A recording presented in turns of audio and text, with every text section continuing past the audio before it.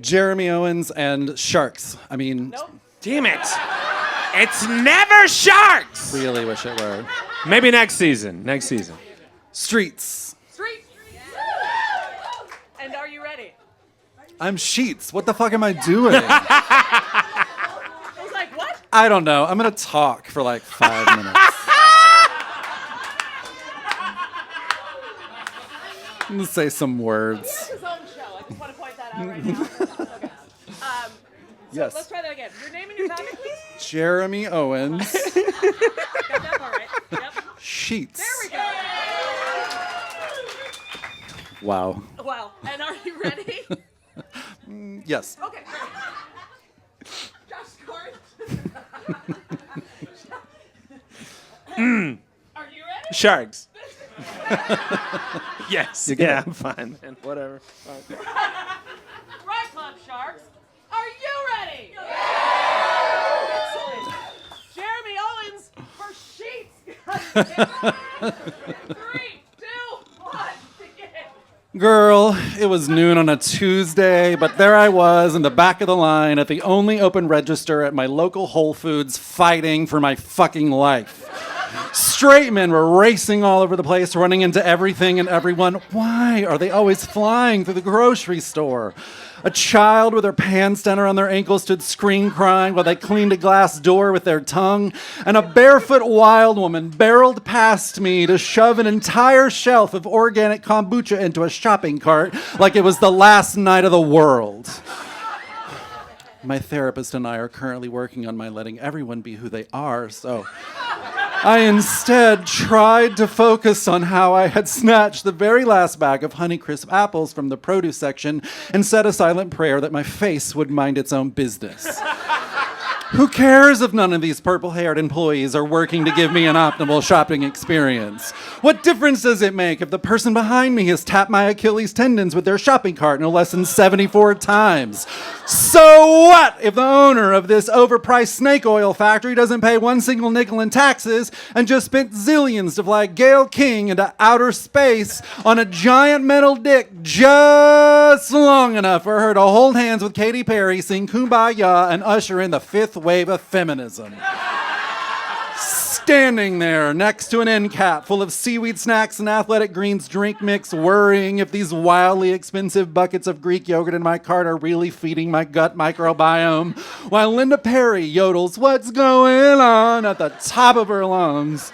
I couldn't help but wonder, why did I venture out into these streets today? Ah! Have you been out there lately? If you're lucky enough to survive the parking lot where every moron in America needs to back into a parking space so they can, I don't know, pretend they're Mario Andretti the moment they're safely back inside their Ford F-150, then mazel tov and welcome to the last 45 minutes of Titanic. This ship is going down and there aren't enough life jackets. Listen, I get it. I know it's rough out there. I know you don't feel like you have any control over anything, so you're jumping in front of me at the deli counter so you can put your gross little eyeballs against the glass display case to see how fresh the salmon salad is. But I'm going to need you to ask Jesus to take the wheel for a minute, Janice, and act like you've got some goddamn sense. Yes, I know you're worried about Mango Mussolini and his on-again, off-again tariffs, the Canadian wildfires, microplastics, the slow heat death of planet Earth, and whether or not the Real Housewives of New Jersey will return this year. But you really need to pull yourself together. Look around, sister. We're not in the comment section. This is real life. There's no screen to hide behind, my dude. I can see you. That's right. You're standing out here in broad daylight showing your whole entire ass. So how about you pop out those earbuds, breathe down into your solar plexus, and show a little respect. Oh, my Lord.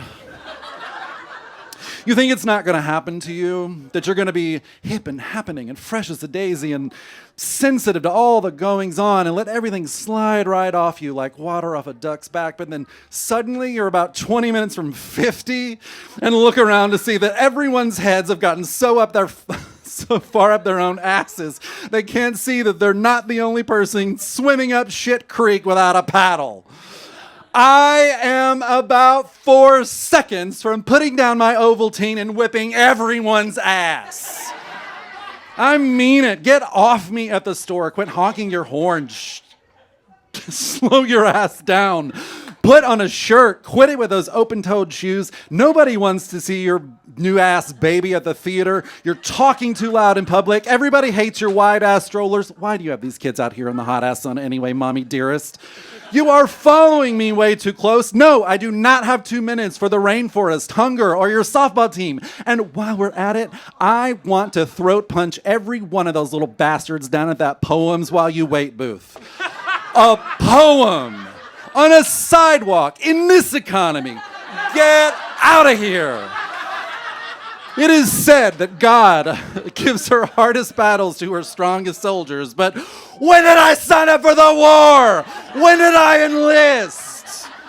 I miss the old days when the public shenanigans were relegated to that preacher down State Street and the masturbating dude on the last train car. Yeah, you miss him. So I guess, congratulations, everyone. You've really outdone yourselves. None of us know where to look anymore. It's great. It's fine. I love it. Because now that my organic produce has been safely secured into these delicate-ass recycled paper bags, I'm going home, double-locking my door, dropping the shades, flipping on Unsolved Mysteries, and crawling my crotchety old ass in between my sustainably sourced 500-count Martha Stewart sheets, housing a family-sized bag of Skinny Pop, and drifting off to sleep.